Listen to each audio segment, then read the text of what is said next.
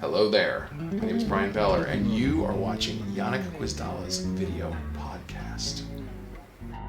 Yeah, we're rolling. We are recording.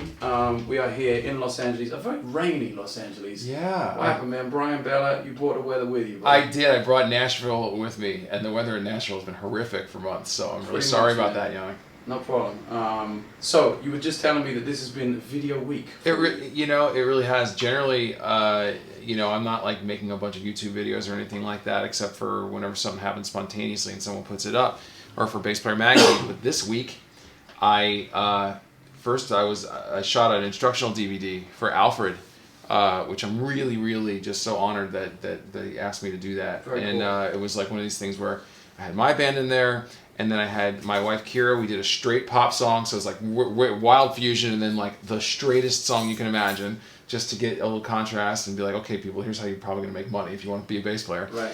And then we did this thing with just me and Gene Hoglan from Death Clock, Cool. just as a rhythm section, where we were just playing bass and drum grooves from these metal tunes, which are crazy.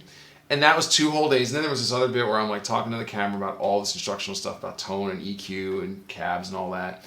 And then that was 2 whole days. And then the next 2 whole days, I was down in Temecula with my video guy because I have a... Keep going. All right. That's what the hell. Okay. This is pizza delivery. This is very live. I mean, this is like Yeah, I know. not unedited. I'm probably gonna leave Exactly. all that shit in. So Yeah, go it's ahead, perfect. bro. And then You're in I spent Temecula. Temecula with 2 days with my DVD editor because I got this new album that's a live CD and a live DVD. And we were just sitting there doing, very tedious work, like making Right. menus for the DVD and like Gotta all love the it. things that go along, making sure the titles work and blah, Yeah. blah, blah. So 4 straight days, nothing but making videos. And then a day off where I went out and got smashed. And then right back here with Yannick to make this video for you, for Yes. the followers of Yannick Gwizdala. The Yannick Gwizdala video podcast. Yeah, Yeah. video podcast posse. Exactly. For the listeners out there. There are many things that fascinate me, and I'm sure a lot of people that are watching about your career and about not just the way you play music, but the way you fit into as just a human being, really. Of course, we're going to liken that to music a lot, and I want to talk about music-related things, but and I think we both very much are into the technology side of things in terms of the internet and self-promotion and being an independent artist, Yeah.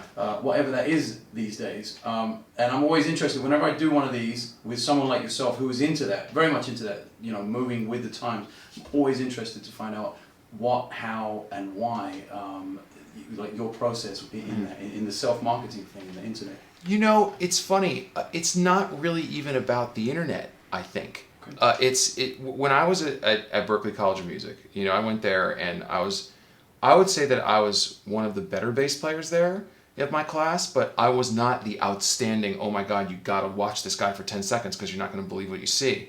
So in order to kind of build my own brand and get people interested in what I was doing, I would put together like shows, in which I was the band leader and get a bunch of really cool people together and play some cool music. And then I would put up like posters every day, 300 posters all over the school every day. Right. And not because I was like, oh my God, everybody has to look at me, but just because you got to get noticed somehow. Right. And I think it's natural. There's a lot of great musicians out there who are, for one reason or another, reticent to promote themselves. Uh-huh. And you never want to be the guy who's always just like, look at what I'm doing, da, da, da, da. Right. But you have to get over it and get out there and network and promote yourself because that's part of your job. So getting past that neurotic stage, Yeah, and that self-involved stage, and because it's so funny. Have you ever seen Alan Holdsworth play? yeah, of course, Yeah, many times, and he, he'll go up there and do some most blazing, amazing, crazy stuff. Yeah. And you talk to him afterwards, and you're like, "That was great." And he's like, "Awful." and he truly means it as well. I know, Yeah, and I'm not. Listen, I'm all for self-criticism and all that, but all I'm saying is that, like, from the very beginning, I'm a big believer in like whatever it is that your brand is, that you want to put it out there, be consistent with it, and be consistent in putting it out there, because you don't know how it's going to reverberate. And so whether it's putting posters up for a college show, or having a website to begin with, or getting on social media and like talking to people, or doing podcasts, or whatever it is. I mean, ideally, I would like to think that it's a form of sharing what you have with the world, as opposed to advertising yourself like, please buy my product. Right. It's more like, hey, this is what I'm up to, hopefully you dig this. If you do, join the party. Right. Because that's what I'm doing. And that's it. Very cool. I think that, what you're doing with this is a great service. I mean, it's a two-way thing, it's a traffic driver for me, and it's to help promote whatever you or anybody I'm interviewing is doing, and so that everyone, I mean, me personally, I hope a lot of people who see this learn a bunch of stuff they don't already. I know I do every time, which is also why I do it. Do you know Adam Nitty? Yes. Yeah, right? Adam Nitty is doing this thing where he was developing this concept with another bass player who's into the networking thing called Jake Cott.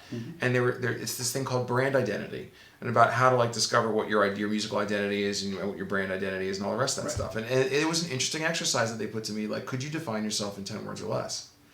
And this is going on the DVD with a big long spiel, but cool. the bottom line is, I think it's a useful exercise, not because you're like you're selling cereal like you're selling yourself, but it's just like, are you even conscious to what you do? Right. So I would like to think that I play difficult material tastefully with really good tone.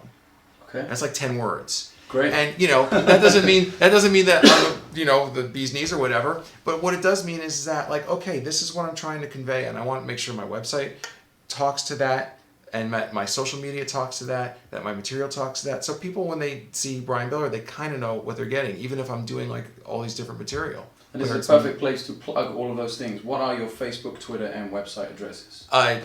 Twitter, it's just, everything is just Brian Beller. It's just BryanBeller. Facebook, my fan page is Brian Beller. Right. There's a profile, but if you know how Facebook works, there's two different ones. Exactly. And then Twitter is just Brian Beller. My website is brianbeller.com. Fantastic. And there's a lot of writing up there and a lot of stories about, growing up as a freelance musician in LA. Right. Which is what brings me, I guess, to the next, the geographical portion of the interview. In that, you said you were originally from Jersey, but you lived out here for 13 years in Los Angeles, and now you're in Nashville. Yeah. That really interests me, having come from London, lived in New York, and now in Los Angeles, like a 3-city kind of thing. And I've noticed a big change. What were your huge differences, say, between Los Angeles and Nashville as a bass player? Well, first, I like to say that in Los Angeles, I'm already too old to do many gigs. And in Nashville, I'm not old enough. Wow. Because, there are guys there, the guys who are doing the studio stuff in Nashville, they're in their 50s and 60s, and they've had the scene locked up for 15, 20 years. I'm not really even trying to break into that scene. Right. I love Glenn Worf and Dave Pomeroy and Michael Rhodes, the guys who were what's the guy's, I can't remember this guy's name, Jimmy Lee Sloan. Anyway, there's 4 or 5 guys who are doing everything. Yeah. Great. Some of the reason I think maybe I have so many friends in Nashville is because I'm not taking work from any of them. Because I moved to Nashville for love. I moved to Nashville because there was a girl that I fell in love with who lived there, and she was a musician also. Her name's Kira Small.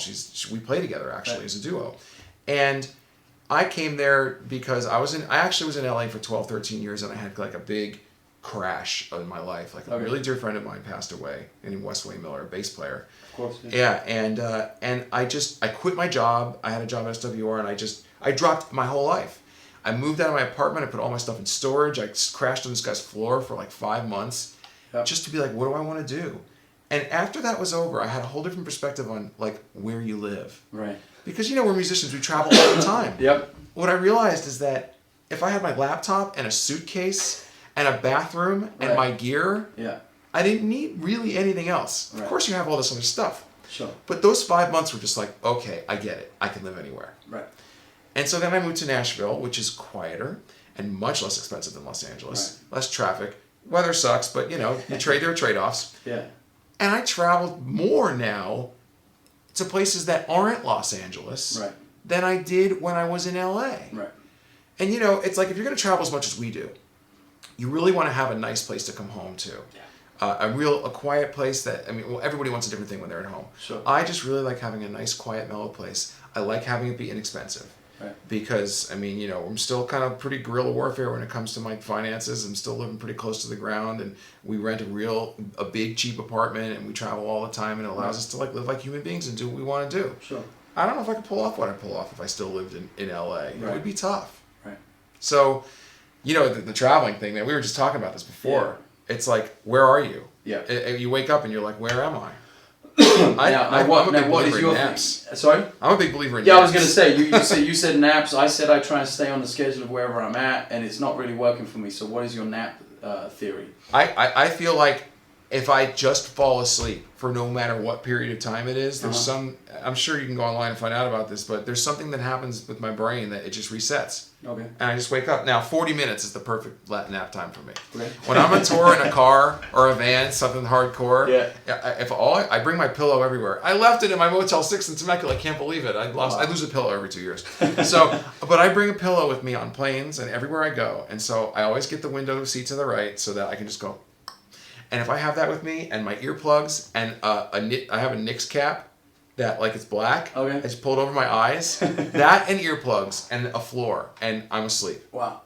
And that works. It works great. Okay. And I'll do it anywhere. But you have to that doesn't work for everybody though. Some people they would take a nap and they get more tired when they wake up. Right.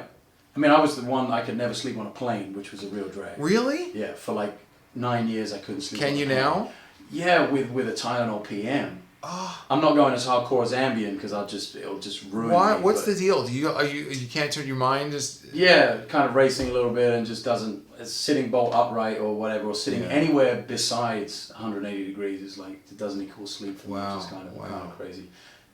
How much of the year would you say you, on average, spend on the road? How do you split your time between the home and the road? I know because for musicians out there who do their taxes themselves, you know that there's a travel per diem rate, so you know how many days you've been on the road. Yeah. And I think last year it was 190.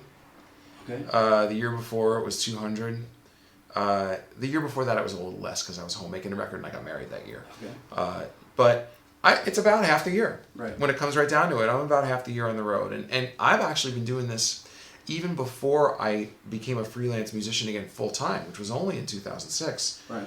I had a job working for SWR, and then SWR was bought by Fender in 2003. So they were in Scottsdale. Right. And they wanted me to like help run the division, and I didn't want to move to Scottsdale. So I commuted every week from LA to Scottsdale for like 3 days a week. Wow. For a while. And then it was like once a month for a week. But I haven't spent more than 2 or 3 weeks in a row at home in probably 8 or 9 years. Wow.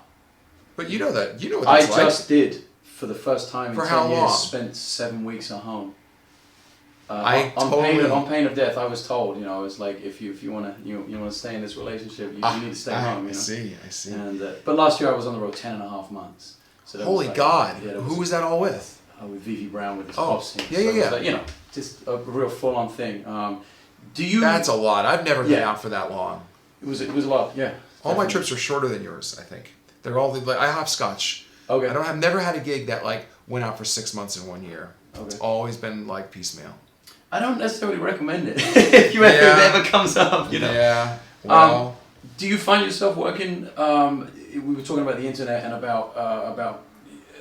I love the way things are so connected and how people are so connected and how music gets so connected very easily with just a laptop, like you said. Being somewhere and having a laptop, you're connected to the rest of the world.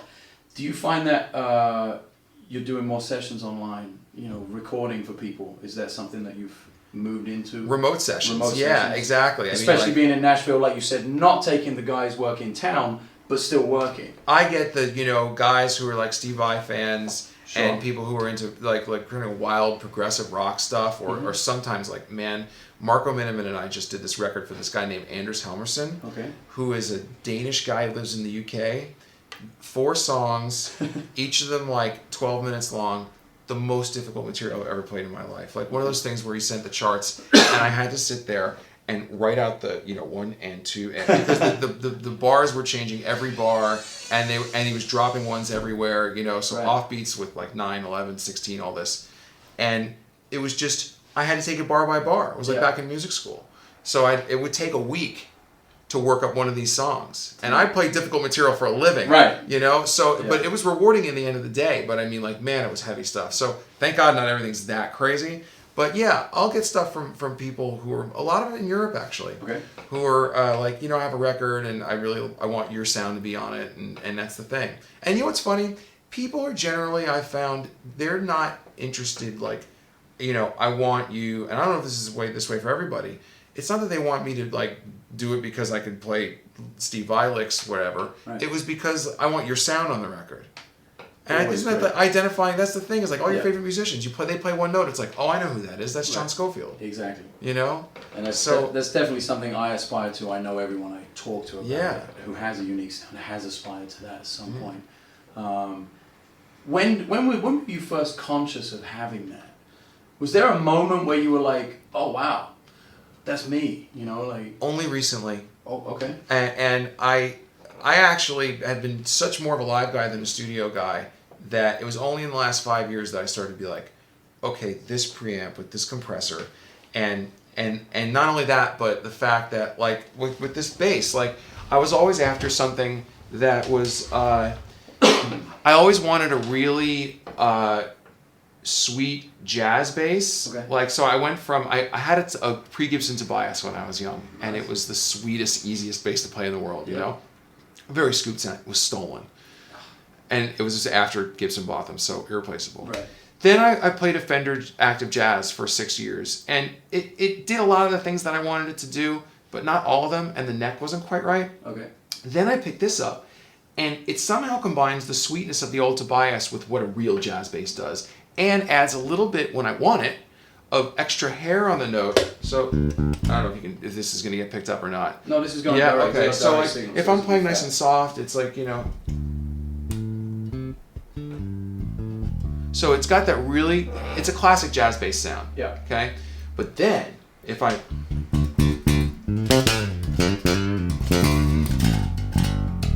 So, and it does that thing where it's got the right bite and bark on it if you dig into it. Yep. And very important for me because usually I'm playing some kind of aggressive rock or something like that. If I kick on overdrive, it reacts very well.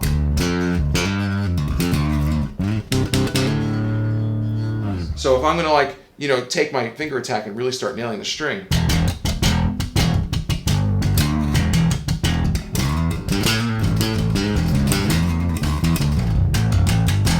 And it just does that thing where the chime comes out, the note comes right behind it, and everything just works sonically. So, in terms of my own sound, I guess I didn't realize that this particular sound and the way that I hit the string, because everybody's hand is a sonic imprint. That's where it all starts. I mean, I can sit here and talk about gear all day long, but it really starts with your hands. I play a little bit harder, I think, than a lot of the fusion guys. And I generally play right in between the pickups unless I've got a good reason to go back here. Okay. I don't just default back here. Definitely don't default back there. Right. And so I really am just kind of looking for like the most classic jazz bass sound I can find in a 5-string with a little bit of extra aggression. Okay. And whatever that's turned into is whatever that's turned into. And now, yeah, I can turn on a recording and be like, oh yeah. And you know, Steve, if I'm on a Steve Vai recording, he'll mix it differently than Mike Keneally will, which will be different than the way I mix myself, Right. or certainly than a Death Clock recording or whatever. Right. But somehow it's always in there. And to whatever degree that's true, I'm very grateful. And as far as processing goes, obviously I'm a huge supporter of the sound starts in your hand concept. And really does. The opposite to you, I can't sit here and talk about gear all day long because I know nothing about it. But I can sit here and talk about my fingers Yeah. and people's fingers and how the sound starts there. But when you do get onto processing your sound, what do you have down here as far as processing goes? Well, yeah, it's really simple actually. I'm not doing anything exotic here because Okay. there's some guys who are like, you know, Juan Already, Oh yeah. and who you know, Yes. and Chris Wolstenholme from Muse, and Yeah. Justin Chancellor from Tool, and especially Justin Medal Johnson. Yep. Have all these crazy cool retro effects. Of course, I'd love to have a huge pedal board that had all that stuff, but Yeah. I just don't have time, so I'm Right. moving too fast. So this is my basic stock sound pedal board, and this is, you know, you just start with, you know, a volume pedal for silent tuning, which I think, don't figure out a way to tune silently somehow. Yep. If you haven't gotten that together, you really got to get that together. And then octave first. Yep. Because, the brown box is the brown box, and it's just the coolest thing. There you how many do you have? Oh my god, look at that! 1, 2, 3, 4, 5, and the one in the board 6. Why do you have so many? 2 more on the way because they don't make them anymore. Ah. And as soon as they die, I'm like, I have one with me all the time. Grab it. And Can we just talk about the brown box for a second? Absolutely. About how fucking great it is. It is awesome. Why do no other octave pedals sound like this? I'm really not sure. I think it's more of an electronic sound for sure.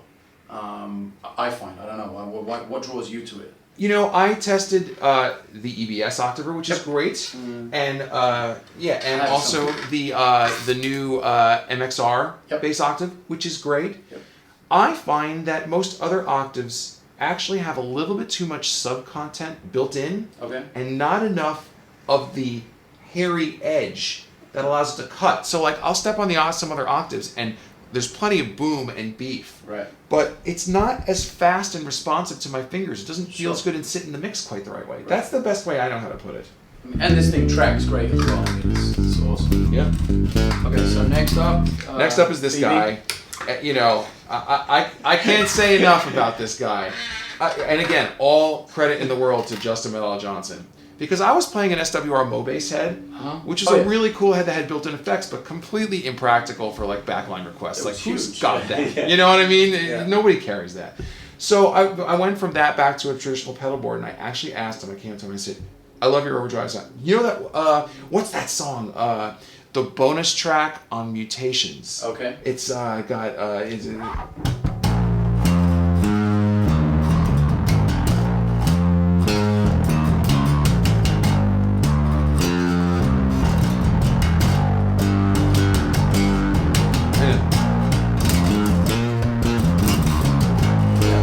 You know what song I'm talking about? Yeah, totally. Anyway, I had another overdrive on there too, but I was like, man, your overdrive sound is so killing always. What do you use? And he's just like, stop thinking about it and go buy one of these. And I did, and it's like, because I play a clean amp, I don't want to carry around a tube amp, as great as they sound. Yeah. I want to be able to kind of have that like amp peg in a box thing. Right. Just instantly get, not distortion, but overdrive, just a little drive. Yeah. And this thing is just perfect.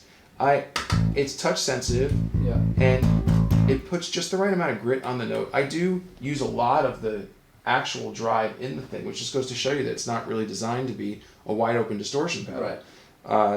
And it also has a great active EQ on it because you always lose a little bit of bass when you add drive to a bass signal. Sure. So, I could sit up here and pitch this thing for an hour if you like. And then I have a really cheap overdrive pedal behind it, which I wouldn't use by itself because it's just kind of a cheap sounding distortion. But with this driving that, then it turns into something really cool. And I end up using this like for when I need to do flicking, which is a metal thing. Yep. Like sometimes I'll if I'll be doing a straight metal pedal.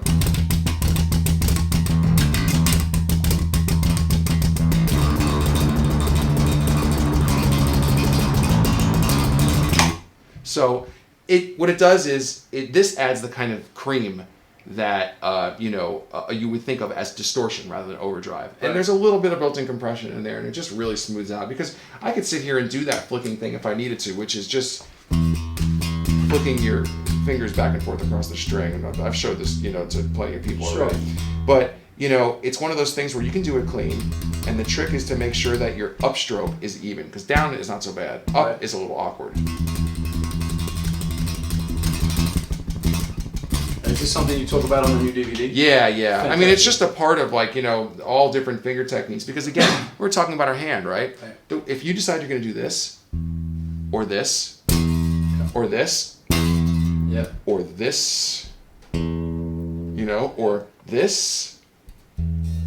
I mean, all that stuff has a tonal impact. Sure. Now, this bass being a bright jazz bass with steel strings and a maple fingerboard, you're never going to be able to have it be really dark, like a super round kind of P-bassy thing, but you can get a lot closer than you think. Just...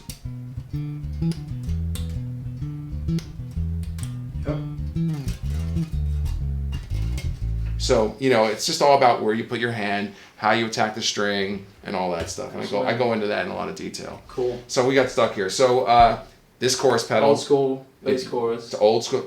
Man, why do these things sound so great? They just have, I think it's more mid-range content. Uh-huh. I had a TC.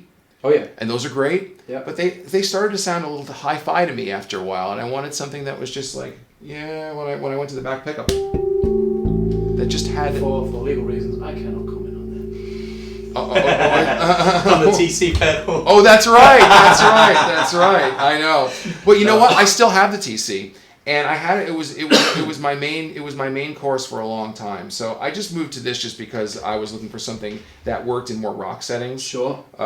Ideally, these pedals all do different things great. And in a perfect world, you have 4 pedal boards where it's like, I want this chorus for this chorus for that, and this chorus for that. What's that guy's name?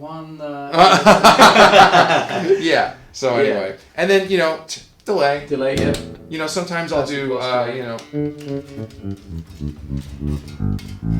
just swells and delays. Just kind of a fun thing to do. This guy is interesting. This is like my.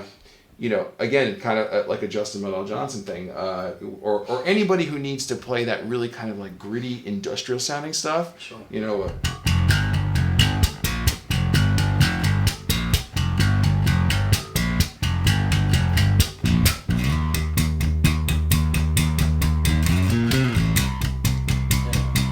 And you can just hear it going.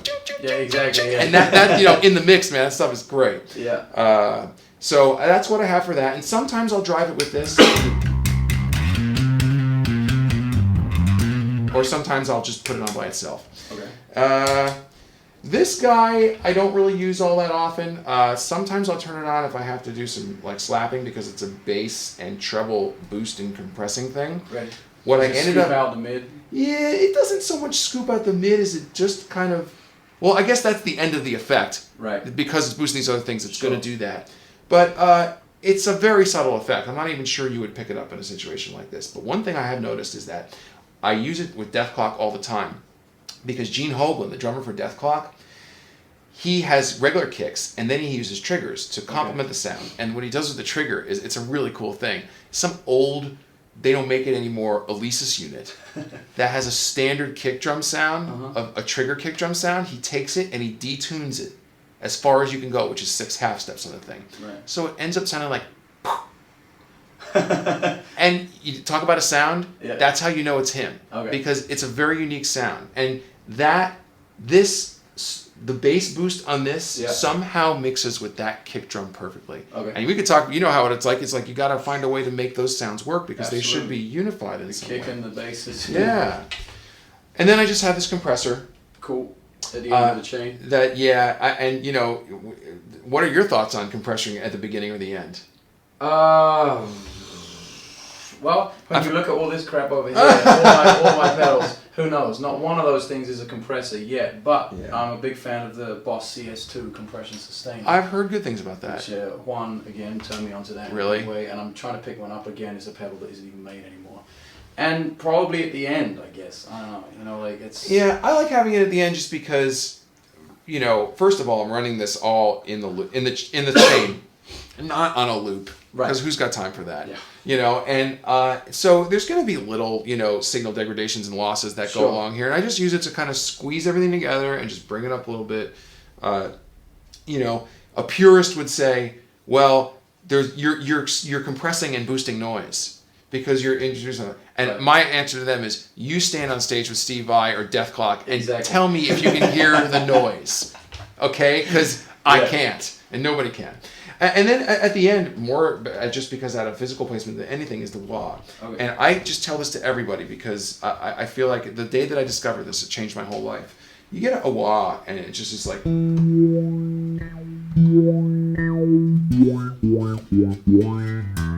It sounds good. Yeah. But there's not like a real bite on it like there should be. I mean, it's not like a guitar with a wah because the frequencies like 1K and 900, the really aggressive high mids, it's just not present in a bass like it is in a guitar. So, if you put overdrive before it,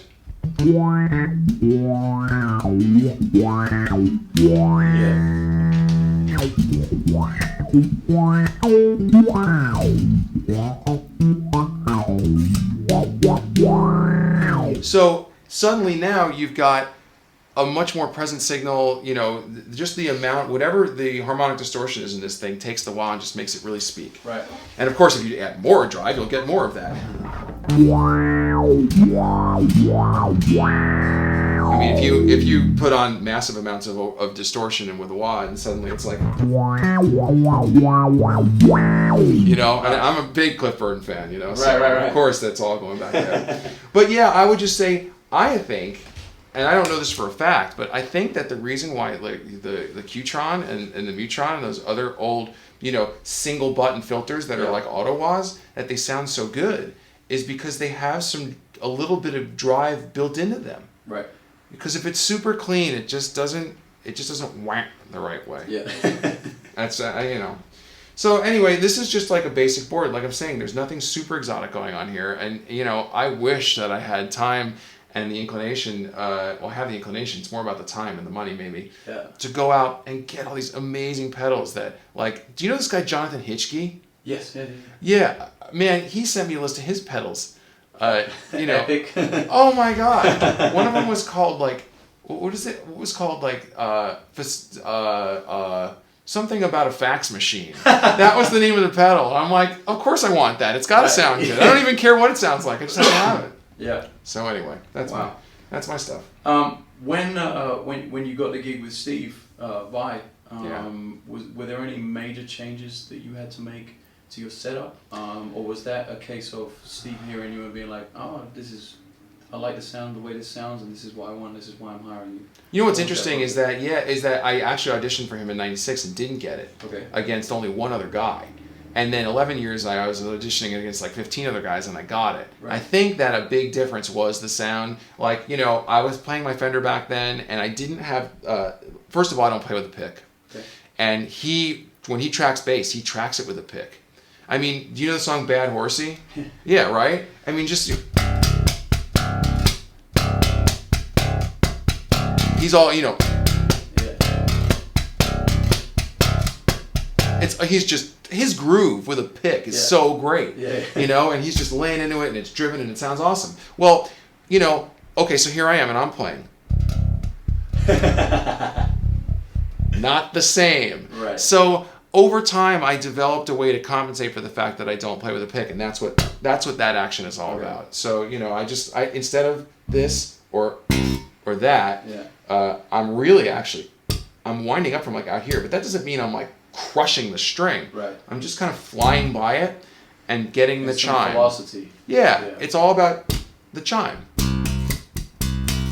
So when I came back for the second audition, first of all, I had a pedal board worked out and I had overdrive worked out and all that I really liked, thanks to Justin. Yeah. And then I had this technique going on here, so that when it was time to play like Freak Show XS, you know, the bass line is like this.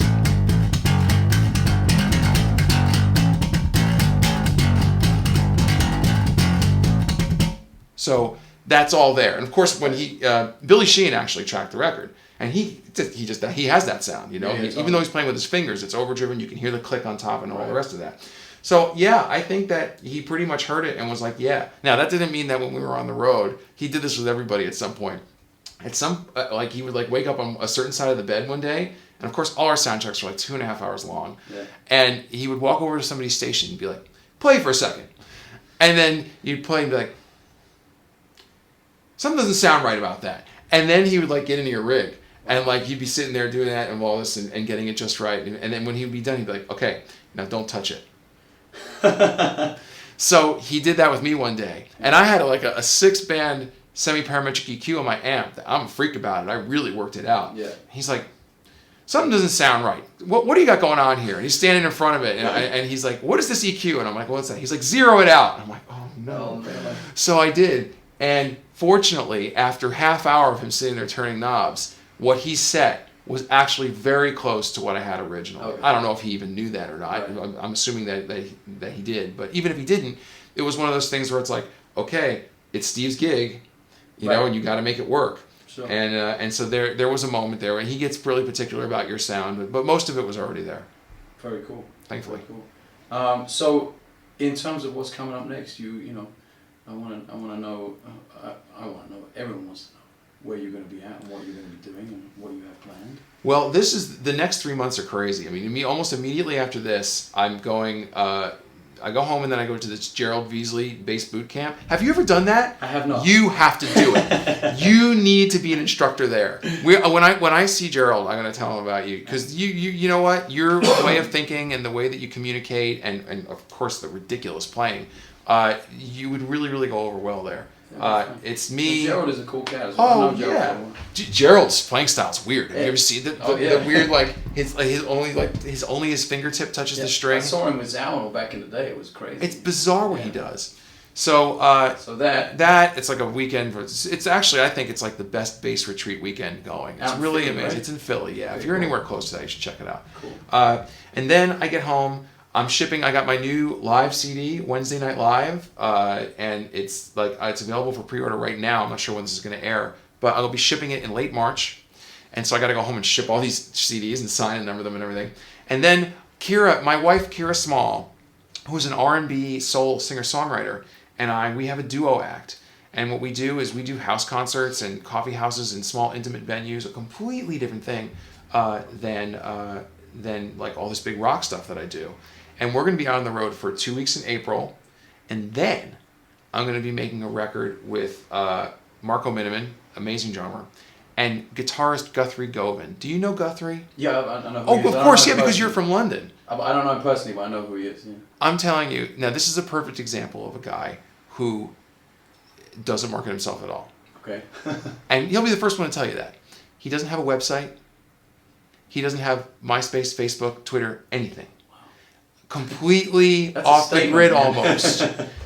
And the most unbelievable guitarist. Steve knows who he is. Steve was like, "Are you playing with Guthrie?" And he sent me an email out of nowhere, and I'm like, "Yeah," because someone wrote about it on the internet after we did a show at NAMM, and he's like, "That guy scares me. That guy's amazing." Wow. So I mean, he really is at that level, and so we're gonna make a record together. We're all writing material and contributing to it. I'm way behind. I haven't written my songs yet. And then Kira and I go back out on the road for a month. Cool. That's May. In June, for the first 2 weeks, I think I'm going to be on the road with Mike Keneally in his band and my band, which is we do this thing called They're Both the Same Band tour. We have the same 5 musicians. We're doing different music, and that's what Wednesday Night Live. That's what the live album is. It's my band in that configuration, 5-piece. And then in the second half of June, it's going to be Guthrie, me, and Marco on the West Coast. Both of these things are West Coast. Beautiful. And then finally, on July 9, Death Clock is headlining the Mayhem Festival in San Bernardino. Which awesome. I can't even believe that we're going to get to do that. It's only one show. The Mayhem Festival is a tour that Megadeth is headlining, and it's like 10 metal bands, and there's a lot of great bands. But Megadeth couldn't do this one gig. So they called Brendan Small, the leader of Death Clock, and said, "Would you like to fill in on this date? Because we don't have any tours planned for this year because he's in television production season." Okay. And he was like, "Mayhem Festival? Hell yeah." So it's going to be like, 30,000 sweaty. July 9th. July 9th. Mayhem Festival. At the... San Bernardino. It used to be called the Glen Helen Pavilion. I think... I don't know what they call it now. But it's going to be awesome. It's going to be loud, and it's going to be rock. Oh my God, it's going to be brutal. Brian Baylor, you're a rock star. I thank you so much for taking the time out of your day and braving the rain to come out and do this for me, man. Oh man, Yannick, let me just talk about Yannick for a second here. God. Okay? I do my thing. I'm very fortunate that I am where I am, and really grateful because I'm not one of these guys who has just, you look at them and just go, "Oh my God, what is he doing?" I mean, my stuff is pretty earthy and accessible, I think. But I sit around and I watch guys like you and Hadrian, and I'm like, how did that happen? How did you get there? I think I've successfly navigated this interview because, I have not committed. Anybody out there have seen the movie The Princess Bride? Okay. I have not committed one of the big historical strategic blunders. The first one is don't get involved in a land war in Asia. The second one is don't go against a Sicilian when death is on the line. And the third one is don't get in a duo jam with Yannick Gwizdala unless your name is Hadrian Farad. You're a man. Take it easy, man.